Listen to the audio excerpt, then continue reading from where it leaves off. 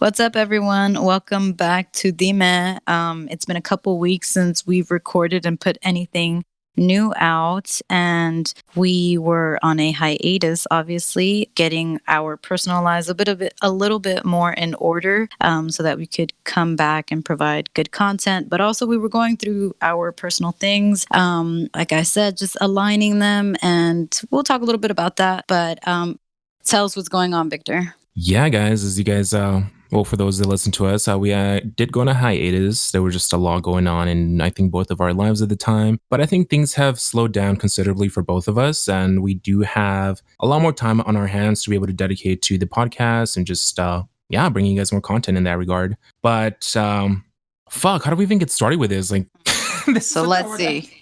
No, not even. So I think our last episode may have been the one for Thanksgiving, right? Wasn't it?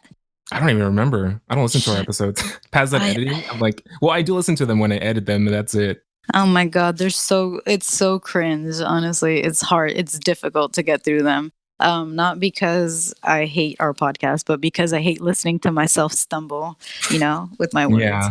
But let's see. I want to say that our last episode that we put out was for Thanksgiving because Christmas New Year's I was up and we didn't record for Christmas. So yeah, our last episode was for Thanksgiving. Oh my God, it's been really long, Victor. It's been really long. It Jeez. has.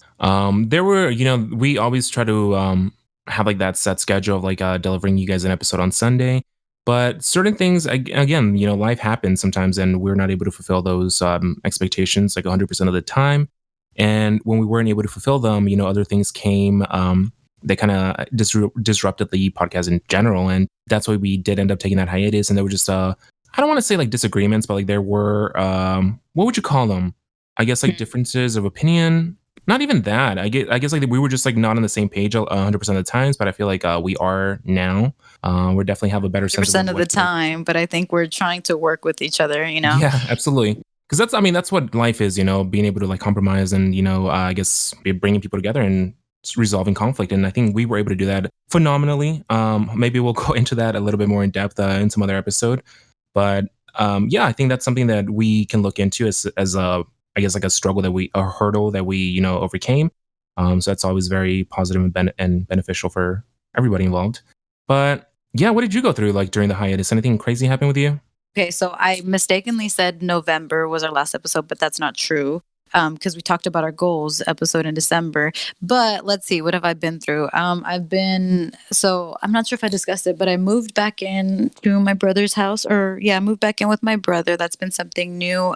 I've been busy fucking up his house literally because I helped him, or I pretty much single-handedly, almost want to say, removed like his floors. We are now in the process of kind of like giving the house a little facelift.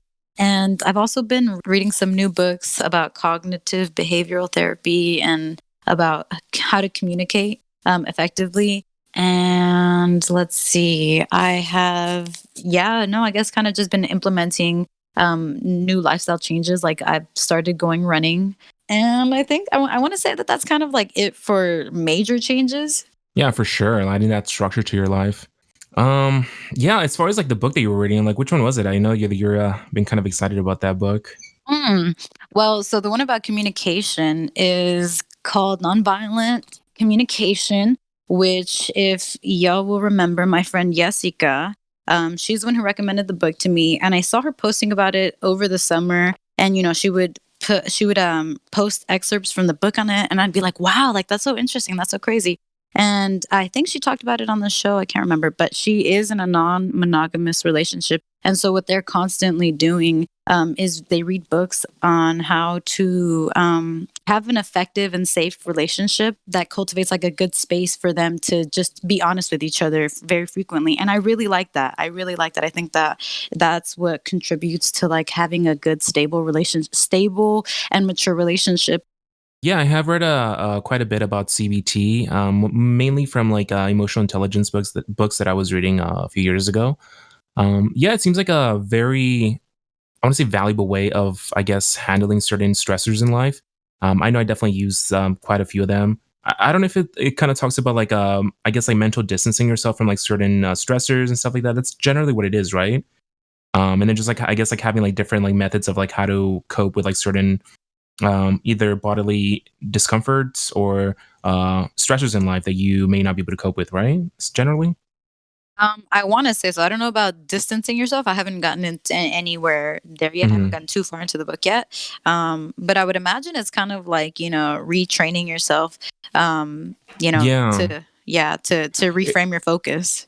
Yeah, I know like with therapists, I think like one of the major I guess like methods that they use to I guess get to like some of their patients is just exposure therapy where they kind of talk about like those discomforts or where they kind of try to first get to the bottom of what like actually is causing whatever behavior they're trying to I guess curb or I guess bring awareness to, and then kind of making them deal with like those either harmful like memories or like I guess that experience that they had maybe had not conceptualized or like had not ever had the courage to, I guess, confront and face.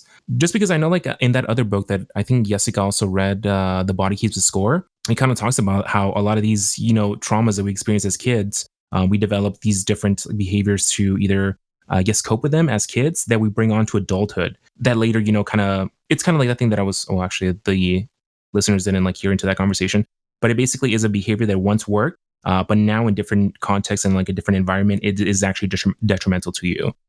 So that's what kind of like I understand like therapy to be, and like CBT is like one of the tools that they use to kind of try to deal with some of those stressors. From what I can remember, maybe I'm like completely bullshit right now, but yeah, I know that I used like a lot of those different like mechanisms when I was kind of still trying to figure out my own mind out as well, because people think that they know themselves, and I don't think that's really the case. Especially like with what their wants and needs are. Maybe those are a little bit more like ascertainable than actually knowing like how what triggers you, like what riles you up, like what has the potential to like get an emotional reaction out of you. And I think people like overlook those type of things sometimes, and I think it's like very important to kind of have them in mind and see how those things affect your psychology. And yeah, I'm always like very pro reading about like mind and mental health. Definitely, yeah, and, just to add on a little bit, I would honestly argue that a lot of people don't know, because it sounds like you said it's easy for them to ascertain, but I would disagree. I would say that it's Oh not yeah, easy, yeah. Hmm. because one of the lines of expert excerpts from the nonviolent communication, what does it say? The author is Marshall B. Rosenberg, and he is, a PhD. He's a psychologist, I believe here. Let me see. Hmm. And he's talking about one of the conversations that he's having with his patients, and he asks her, well, what do you want from your relationship, basically? And she's like, well, there's a pause, and she's like, well, I don't know. And he's like, I Yeah. figured you would say that. And she says, well, why? And she responds, well, what do you mean, why did you figure that? And he says, well, because it's my experience that most people don't know what they want. They Oh my can god. Yeah. they don't. And like, I stepped away from the book, and I'm like, damn, that's so true. I don't know what I want. I can say something so vague, and that's what he emphasizes, is that we use vague language to describe what we think we want. Something like, oh, I want happiness. Okay, but what does happiness Mhm. look like to you? And Yeah. even when I've had those conversations with other people, it stops short just like that. Like, well, I just want to be happy. Yeah, but then tell me what happiness looks like to you. But That's so what funny about? because Oh, sorry, go just ahead. to kind of like quickly say that because I actually I'm pretty sure like some of you guys have heard of like Jordan B. Peterson. Hmm. This is somebody who I have disagreements with, but I think there's like some things that like he does really well, especially like psychology. I mean he is a psychologist, a He clinical is a psychologist, I believe. psychologist. Yeah. Yeah, so like everything having to do with psychology, he's like brilliant. It's like, oh my god. He does weave in some things that I may not agree with, but that's like beside the point. But like in his book, 12 Rules for Life, I think he brings up a similar example with one of his patients where he basically makes the assertion that, yeah, a lot of people don't, first of all, they don't even know themselves. They don't know what their wants and their needs are. And they don't even know like the story for their life. They don't have like a clear, coherent story of who they are as a person, where they came from, blah, blah, blah. And he brings up an example with a patient that he had. I guess like after they were talking, she utters something like, "I think I may have been raped." And in the book, he goes into, okay, how do you even make that type of statement? It's like, were you raped? Like, were you or were you not? And he goes into, I guess, like this spiel about how like a lot of patients, they really just need a story. And it doesn't even matter like which story you give them. Like they're gonna cling on to whatever fucking gives them some sense of like control or like some sense of agency, that they have like a purpose, a story, that they are an actual person. And he kind of gives this dilemma where like he could either say that he could give her the story that, okay, maybe like you didn't actually get raped, maybe you just had like a, because he's giving kind of like background story of who the patient was, that she was like very careless, that she had like a lot of like relationships, like unsafe sex, blah blah blah.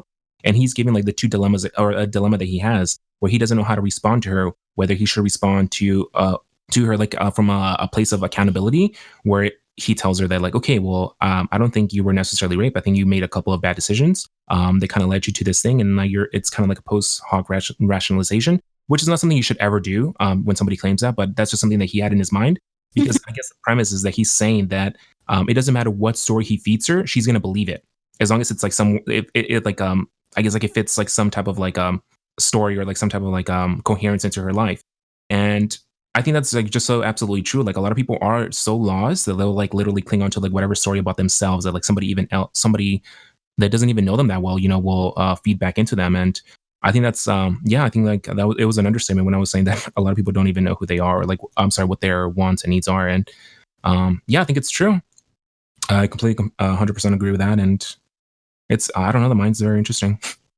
Yeah, so the takeaway from this conversation anyway, or at least, what I've been experiencing, I would definitely say is just get really curious about what it is that you want in life. Don't stop at something that sounds like sugar coated. Well, I just know I want to be happy. Okay, well, again, what does happiness look like to you, or what is happiness? Hmm. Oh, I just want to stop having arguments. Good, good. Now get clear. What do you want to stop having arguments with? What, with yourself? You want to stop having arguments with your family? What the fuck do you want out Yeah. of life? Squeeze the And this is juice out of this lemon. It's so funny because I feel like a lot of these like I like seeing like so many different parallels, like in terms of like organizational skills as well. It's like they tell you like whenever you want to have like goals, it's like you need to make them like specific. Like don't just say like, oh, at like fucking 7 I'm going to write a book. Okay, what's the book going to be about? What's the chapter on? Like what character development are you going to do? Like you need to be able to put all that shit into your fucking Google Calendar or whatever.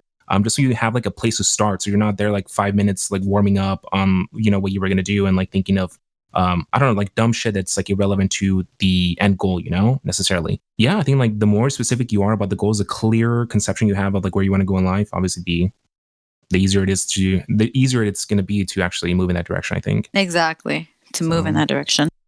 but yes. So what did you think about the insurrection? All right. Honestly, like the day of, I remember feeling like, wow, this is very it's surreal, like Hmm. I cannot believe this is happening. And then, I have NPR explaining like why this is so bad, because it's like it's an attack on our democracy. And I'm like, well, what does that mean? And I don't think I took it necessarily like on that day. I wasn't like, oh, this means that democracy is gonna fail. I was Hmm. just like, an attack on our democracy. How is that? Like these people are expressing that they didn't agree with these results.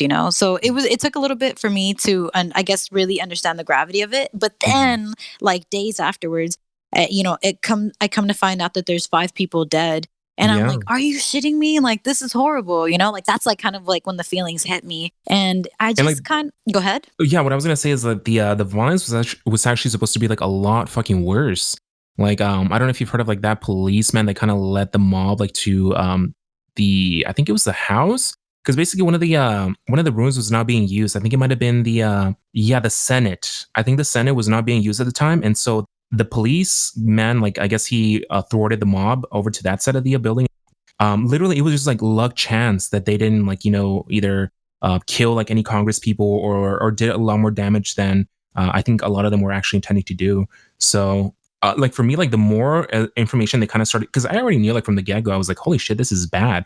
I remember just being at work in the back, and like literally like 3 different people had like the news playing on their phone, just because it was like such a surreal fucking thing. And it's so Yes. weird because I was also working like when the Vegas shooting happened at the Mandalay Bay. Oh yeah, me too. Yeah, and yeah, yeah. and I felt like that even wasn't as like bad as like this fucking thing, where like everybody at work seemed either like a little tense, or like everybody was just like updating each other on like what's going on.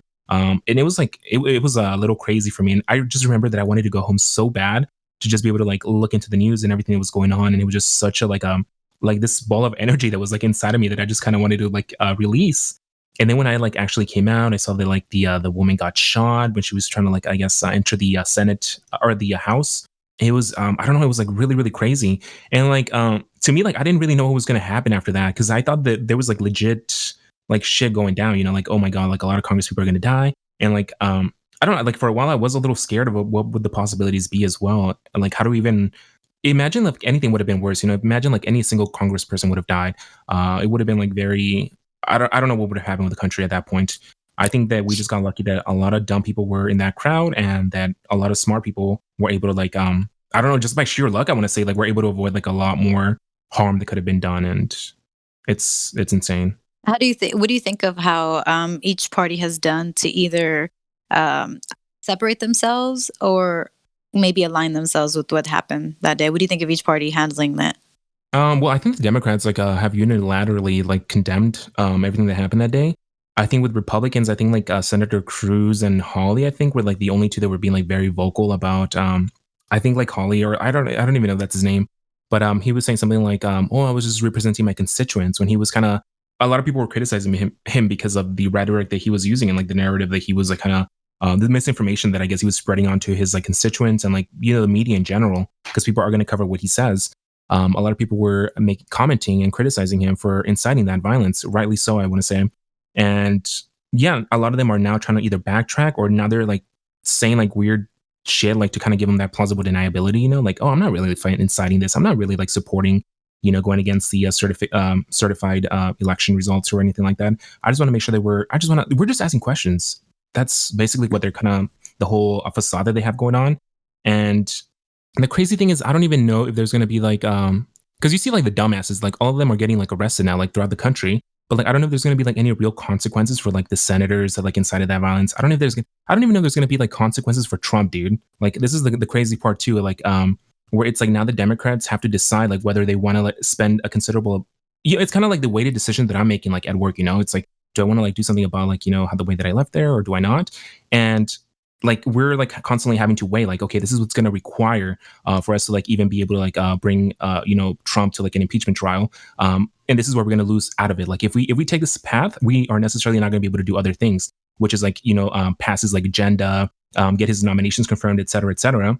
So it's like there it's still like a weighted decision, like whether they want to impeach Trump or not. I think they already did go ahead and start the proceedings, I think, because they're going to be handed this Monday, I believe, is when they're turning in the impeachment, the papers or whatever. I think they just decided that they were just going to go through with it. I just hope that it's done in a way that it's not going to compromise any agenda points that Biden has. Just because obviously there's going to be like negotiations in terms of like getting the votes for to impeach Trump. Because I think it's pointless to have an impeachment and not necessarily like have him impeached, so he's not able to run in like 2024.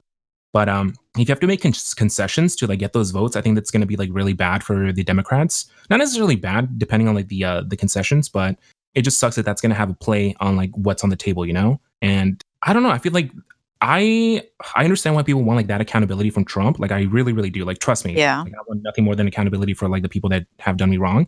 But at some point, it's like, okay, like is it worth it? Like how much of a justice porn like boner do you have? Like how much do you really just want to go out there and like teach this person a lesson, so to say? And how much is it going to affect you, your time, your money? So I don't know. I think there's like these like really hard decisions that I'm guessing they made a decision on, and yeah, we're going to see how it pays them forward, and I hope it goes well. We'll see what happens on Well, I Monday. mean, if they don't hold him accountable, like what is the other option? Like he can't just have done these crimes, and then just continue to get away with it. I really Well, don't I think so. think because Trump has like a lot of shit on his plate right now too. Because I think like the only thing that he was able to like a lot of people were thinking about him pardoning himself. And like the thing is like it's still possible to like pardon yourself because you can like submit a pardon like before you actually leave office and not have it taken into or not have it take effect until like a month or two later. So it's possible that he could have like pardoned himself and we're not going to know till like a month later. But the thing is that he can only pardon himself from like federal crimes, and he has like a shit ton of like lawsuits at state level, especially like in New York and like one of the districts or whatever. So he's like very, very fucked, like monetarily, like legally.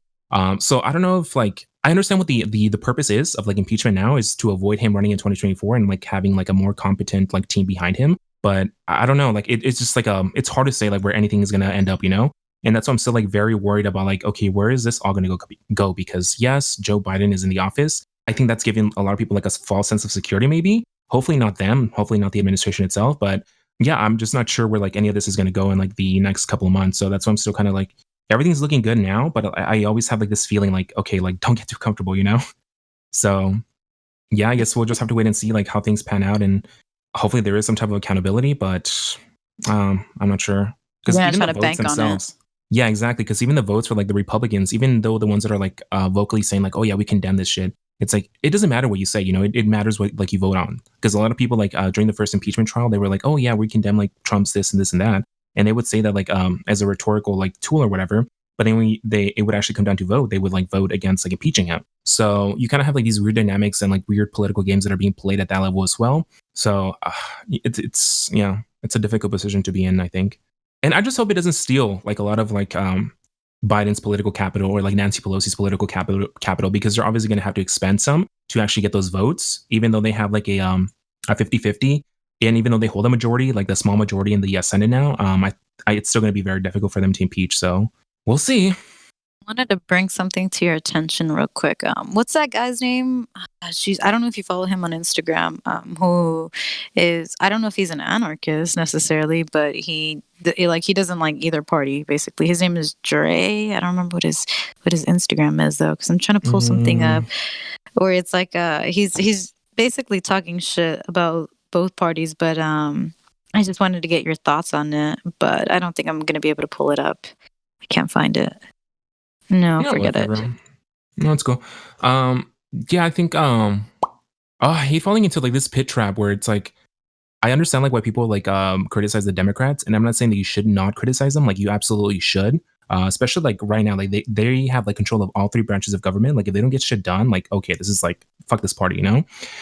The thing is, like I feel like a lot of the criticisms that they have are like so misguided that like at some point like I have to defend them. I don't know if it's because I spend so much time online, like talking to like fucking right wingers and shit, that I feel like everybody, like even people that have like genuine concerns, I feel like, oh god, this guy has like fucking watched Ben Shapiro or some shit, which is like very toxic for me, because then I get into like this very combative mode where it's like I feel like I'm talking to like a right winger, as opposed to like a regular person that might have been misinformed, and I totally need to watch that, I think.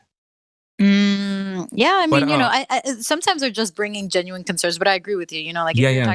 if you're attacking someone's like, I don't know, personally rather than their character, Hmm. or the change that they've brought about, then yeah, it sounds more of like you got some growing up to do. You gotta hold yourself accountable for your own feelings, Yeah. rather than just unloading And your like traumas. the crazy thing, dude, is that okay, like a lot of Republicans kind of started the whole hate train, like for Nancy Pelosi and the Democrats in general. Like oh, they're ineffective, they're ineffective. And now the crazy part is that leftists, like left leaning people, like literally hate fucking Nancy Pelosi and like hate the Democrats and they use the same talking points as like right wingers. So it's like that's how you know like how fucking effective their propaganda is. Because if like Republicans fucking hate the shit out of Nancy Pelosi, I would think that that's like something that maybe she's doing right. Like I don't know, maybe I will look into it. But it's just crazy that a lot of the arguments that I hear as well, like from a lot of like left leaning people, is that like the Democratic Party is like ineffectual, that they're all the fucking same, without even going into further details. It's like okay, how exactly are they the same? Like, what are you even talking about? Like, do they use the same color scheme? Is that how they're the same? Because I don't know if we have like completely different like sensory like systems like in our body that like let us perceive things like completely differently, because I can clearly discern like one party from another. Like I don't know how you're having such a hard issue. I don't know like what type of like mental gymnastics you're trying to do where it's like okay, because they're taking this effect, like in the long term it's actually going to have this effect. I don't know like what crazy like metrics they're using to like make those assertions or whatever. So like it kind of irritates me, that people like don't want to have like pragmatic conversations. I feel like those type of talking points as well are like very like nihilistic, and not like in the sense that I'm nihilistic, like not in a good way. It's just like it leaves you like with no options, because if you believe that both parties are like so fucking horrible and that they're both so ineffectual, that just like feeds into like that nihilistic like kind of tendency to not do anything, and like let the system go on, it continue as it functions or whatever. Ugh. Which then it kind of becomes a self-fulfilling prophecy, because the Democrats and the Republicans, they need funding to be able to like they run their congressional runnings or mayoral runnings or whatever. So they are going to listen to the people that are actually donating. Like if you're completely unplugged from like politics or whatever, why the fuck would they care that you're like over here talking about like, oh well, they're both the same? Like you're not even voting. Like why? Like it's like Right. as far as they know, like they don't have to fucking appeal to you. Like, and that's something that like I read a lot about as well, that Latinos are only taken for granted because we don't vote. Like we really just don't, compared to like black people and like white people. Like we have like such like a low voter turnout that a lot of the times they don't really. I mean, they do address our concerns obviously, because we are still a sizable population. But to the extent that the amount of people that are here and like the amount of people that actually vote, it's like such a like a disconnect there. A lot of the times they don't even like make concessions to the things that we want to bring attention to, or want to bring attention and awareness to. which again, that we only have ourselves to fail there. Like we can sit here and like blame the Democrats, like, oh, they don't want to do shit for us. Okay, well, Mm-hmm. like organize, like get up and like get involved and Right. organize. Like that's your fault. How much is Um, this really upsetting you? You know, like, are you just going to yeah, complain about it, exactly, and then be exactly. apathetic? Or, are you, like you're saying, are you going to get up out there and, start talking about the issues that really do concern Yeah. you? hmm And like the crazy part is that like when you make those type of statements, like like you get like people that are already like in that state of mind where it's like, oh well, like both parties are the same, and it's like so frustrating to work like upwards from there. But I don't know. That's why like I guess this is what I'm trying to do now. Like I'm trying to like I get a I guess like be a little bit more nuanced in how I talk about politics as well and how I present certain things. Just because there is a difference, like whether you want to admit it or not, whether some Democrats are corrupt as well, just like Republicans. I'm not saying that there aren't, but there's just a clear difference in like the guiding ideologies for both parties and their actions or behaviors like show it to me, in terms of like the legislations that they pass, the rhetoric that matches that legislation. There's just a lot there for me to point at to be like, okay, well, there's clearly a difference. And then when people say the other or the opposite is just mind-boggling to me, and it's usually like dumb shit like, oh, like Pelosi blocked this bill that actually contained like a lot of fucking tax cuts for the wealthy, and that's why she's evil. And I don't know, it's just I think people just need to like get like a foundational understanding of how government works and how like laws get passed and like what and who does what as well. Because I feel like a lot of people think that the president can just sign like an executive order like mandating that like all police unions like get fucking erased or whatever, and they're like, oh, there's like a huge like sweeping reform like in terms of like police. But it's not even them. They don't have the jurisdiction to do those type of things. It's usually the mayor that picks the I forgot who is in control of that, but it's basically the mayor that like picks some of those positions that have like a lot of influence in how the community is policed. So people don't even know how like politics works, and yet they're over here trying to like break the system or like trying to like yell about how everything's like on fire and shit. And it's just like, nah, dude, like take a step back and like see how things operate and try to like work within the system. Like it seems to be functioning. It seems to like have brought us like a lot of prosperous things. Like Mhm. why do you want to get rid of it? I don't know. I guess So it's just like in conclusion, would you say what? You would definitely say stop your bitching, first of all, or once you're done yeah, bitching, absolutely. start Or like I mean, getting if you're more still gonna be familiar yeah, with and your the thing is like system. if you like genuinely believe that like both of the parties are the fucking same, like you should fucking run on that. Like I'm sure you'll get like a lot of people to support you because a lot of people do believe that as well. Mhm. And that to me is like more admirable than just like sitting there and like saying like, oh, both parties are the same and like demoralizing those around you that like maybe just as uninformed. And I don't know. I think like we have a responsibility as like citizens of like, or not citizens. Well, I'm not a citizen yet, but like as residents and like people that live here to ensure that we're informed about these things and that we're acting accordingly to make sure that we, bring greater progress and like more prosperity and blah blah blah. So, sorry, that's my spiel. Yeah, we So like do it. something, do it, just like Do Nike. something. Yeah, quit posting memes, that Mhm. are full of misinformation. Like one of the memes that I saw he posted. I'm not sure if it's misinformation because I don't know what their stance is exactly, but he was like, Democrats want to raise taxes and take away my guns. And I don't know. I Sure. haven't heard anything about them wanting to take away our guns. The Um, funny thing is that the only president that has actually passed any like anti-gun legislation like in the past like 8 years was actually Trump when he banned mm. the bump stock, the bump Oh yeah, stocks yeah. After the Las after Vegas the thing. shooting. Yeah. So Yeah. it's like, okay, like you're scared over here that the Democrats are going to take your gun when like the only like legislation that has actually been passed was like by a Republican and it was like your own guy. So it's like, okay. As far as like the taxation thing, like, yeah, I completely like, I'll own that shit. Like, yeah, he's going to raise the taxes on anybody that makes over, was it $300,000? I think 400, I thought. $400,000. Oh Mhm. man, when Jesse told me that shit, he was like, "Oh, he's gonna increase your taxes," and I was like, "No, man." Right, right. But that's the thing though, right? It's like we Yeah, don't a make lot. those Everybody thinks, numbers. yeah, We don't make those numbers. yeah, So is and it really affecting you? No. And I don't know, exactly. wouldn't you say that that's kind of like a form of like wealth redistribution Yeah, too? absolutely. Here's the thing: like a lot of people think, like, oh, like companies, like they invested all this money, like blah blah blah, like they should be able to reap all the rewards. And it's like, no, they are taking advantage of like the social capital that was created here by like the government. They wouldn't have had access to roads, to educated citizens, to like everybody, to like all these different amenities that they have that private company has access to, in order to make it like flourish and be successful. Like they wouldn't have had that success had it not been for the government and the institutions that it has here, that it's developed, that the taxpayers have paid for. So it's like, yeah, like if you're gonna take advantage of all that shit, like you better be paying your own share because like if you're polluting over here, that's something that we're gonna have to like pay for in the future. That you're not like you don't have a care about because all you care about is the profit that you're making. And if you're not paying back into the system that you're in a way kind of destroying, it's like fuck you, dude, get the fuck out of here, you know? Right. What good are you really doing? I Yeah, mean, it's like, you then okay. that is actually just squeezing all of the lemon without making the lemon juice for, Yeah. the whole village. For sure. For yeah, because I think that was something that we talked about too, like in one of our most like early episodes, I think in the summer, I remember asking, like what duty is it really the duty of a person who's well off, who has a good company or whatever, a really successful business to give back necessarily, like at what point does it stop being their responsibility? So yeah, I do agree to that though, like if you're providing these services and not to mention you're getting the best of the best because that's what you're requesting, like in Mhm. terms of personnel, people, employees, yeah, then you should necessarily be putting that back in. And again, as a company, you're going to benefit from that as well. If those tax dollars are going back to the government and they're being, reinvested back in society, you're still going to see a return on that investment in some way or another. It's Yes. not necessarily like quantifiable. It's, we're not going to be able to quantify this to like, a numbers thing. I think it probably is like in economics or something, but you're going to receive some type of like benefit from that because that person's going to be either more well off. They're going to be able to spend more money at your business. They're going to be able to start their own business that, can provide some service to you. So it's just like a roundabout thing, and it's these feedback loops that these positive feedback loops that we want to feed into, right? Like there's obviously negative feedback loops as well that kind of become self-fulfilling prophecy sometimes. But I think that's what we should be looking into. Like, okay, like how do we create these like positive feedback loops and how do like we exploit them to like get the greatest effect possible? And yeah, I think that's what we should aim for.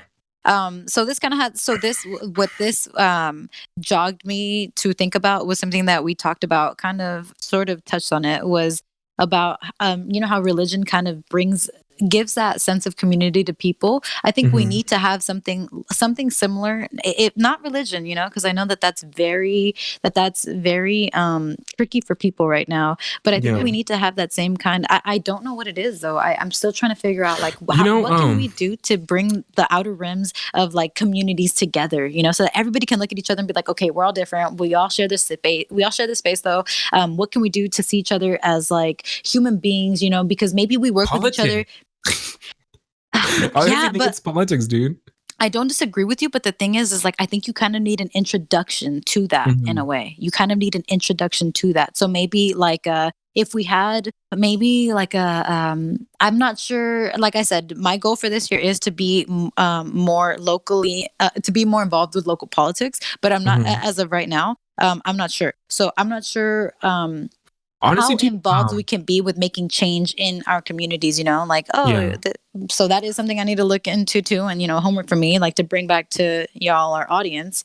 But Dude, honestly, I would even start with like federal. When we were delineating, like, oh, what we should do. I think, I don't know why I gave you like state because like state, like, it's basically everything's like a copy and paste, or everything is like kind of self-referential. Where like you can take the state of Nevada and like take it as like a like its own country. It has its own Supreme Court. It has its own like city councils within the cities as well. That mhm. kind of has a more or less similar structure as like the federal government does. Is it that the federal government watches over the entire nation as opposed to like one state? So if that kind of helps you understand like how laws function, you can basically apply it to like any other state or like any other analyzation that you have of like various other like political systems. So in like federal politics is covered to such an extent that I honestly think that's like actually the easiest starting point to start from. Like if you want to like learn politics and like see what the fuck people are talking about, that's obviously the easiest and like the most conducive way to do so. So I honestly like suggest like maybe even forgetting about like state politics for a while or like following them whatever you like whenever you want, but like definitely focusing on like the federal level. Even though it's like a little bit counterintuitive because then it's like it's all spectacle and like you don't really do anything for like your own local politics. But as far as like learning how political games are played and shit like that, I think it's definitely better to learn by I guess watching what's going on at the federal level and then just scaling that down to like the state level once you kind of want to start getting into those type of like politics. But to kind of like go back on like what you were saying about community, dude. It's so funny because today when I woke up, I was actually on Destiny subreddit, like on Reddit or whatever, and he has like a canvassing like application for like various different positions, right? Because he's like actually taking this because now he's gonna go ahead and because basically what he's doing, which I think is like so fucking admirable and so smart, is that he knows that he has like political capital in a sense because so many people he has like such a huge fan base, right? So now he's like trying to like get these. I think he had like a recent interview with like a somebody that was running for mayor in Omaha, which is his like home city or whatever. And he had them on his stream, and they were talking. He was basically asking a lot of these different questions and blah blah blah. And he was just kind of giving him exposure, right? And now he's sending over 70 people of like his fan base to go live in Omaha for like 2 weeks or something to like set up everything up and like have all these different canvassing events and shit like that. And I just think that's so fucking cool. Like, oh my god, I kind of wanted to get into that so bad. I probably am gonna like fill in a couple applications because there's like for applications for like phone banking. There's like applications for like I don't know what the fuck else they're doing, but basically managing even. So I don't know. Like I was actually thinking of like reaching out to him and be like, hey, what the fuck? Like I kind of want to get involved, you know? But honestly, I think that's a community thing that we should kind of be striving to like either I guess partake in just because it is gonna even though it might be like not something that's like fun or like exciting like yet because I think politics can definitely be like fun and exciting like the more you learn about it. But like initially it's like such a boring and like dull topic. But like then when people start kind of like tying it back into your life, I think that kind of starts making people like care about it a little bit more. So I don't know. I think like it would be really really cool to either join in on what Destiny's doing or kind of like try to like emulate it and try to like start our own thing over here with like the Latinx community or like some shit like that, you know? Yes, Because I think because it's there needs to be incentives, for people to mhm, join. And yeah, to me, I think the greatest incentive should be that like making positive change come about in your mhm, community. But sometimes that's not always, I guess, at the forefront of people's minds. They want things yeah, that are more central to them. and I don't know. I really like honestly like that. That would be like one of the dream goals from like this podcast. Like imagining that we get like super super fucking big, which it's not impossible, but not something that I'm like necessarily like putting all my eggs in a basket for. But like it would be really really cool if like we were able to like I guess like accumulate that like type of like capital, that social capital, just like from our listeners, and be able to like I guess use that as like leveraging like for like certain political candidates or something like that to make sure that we bring awareness to like certain issues or to make sure like they would get concessions from them because that's what I think Destiny's trying to do. That's what his end game is. He's not just giving these people like free publicity. He's saying like, hey, if you want us to help you out, if you want like all this different press, like you make sure that you say something about like bring awareness to this type of issue or make sure that you make this a part Yes. of your platform, etc. Right. And that's how you get shit done. That's how you actually make the change that you Right. want. I don't know. I think it's like a formula that's there. It's something that we can emulate, and I think it'll be really really cool. I Yeah. mean, especially considering that, like, we're like most of us, like 99, 98% of us don't have the money that big corporations do that, Mhm. pay that Oh pay to yeah, have lobbyists and shit, so that dude. politicians can make regulations for them or that Exactly. go for them. When we were talking about when we were talking to Jessica, I remember she said something that I completely disagree with, but I didn't want to like be super confrontational because she was saying something like, "Oh, I vote with my money" or something like that. Because Mm-hmm. I forgot what the fuck I was saying. I was like, "Oh, I you're so agree. yeah, yeah," and she was like, "Oh yeah, I vote with my money or whatever," and I was like, "Okay, that's really really cool. I mean, that's awesome, whatever." But like, how are you going to compete with a billionaire? At that point, like Mm, your voice is like completely irrelevant. Like if you're really going to be voting for your money, it's like okay, you have no fucking say in like anything that's going on. That's why democracy is like the fairest, like most representative way of like actually enacting change. Because who cares if you're going to be like not supporting this company because they said something racist or whatever? When like somebody that's like a Trump supporter that's like a millionaire or like a billionaire is going to go in there and like give them all types of like free publicity, like donate to them and like blah blah blah, and like you only have like what $20 like per month that you can donate, and these people are like maxing out every fucking month. It's a losing game to play. Like if you want to make sure that well, um I don't think she was talking about like sending in money to I think she was talking about like in terms of like products that she buys and mhm. brands that she supports for sure. But I get you. Yeah, you're right. No, I yeah, yeah. hadn't even thought of that side of the argument. I agreed with her, Mhm. Yeah, it's just like but I didn't think about that well, like even like I think aspect. like social like if it becomes like something like super fucking big where like everybody's partaking in it, like yeah, obviously it's gonna hurt their bottom line eventually, like that companies.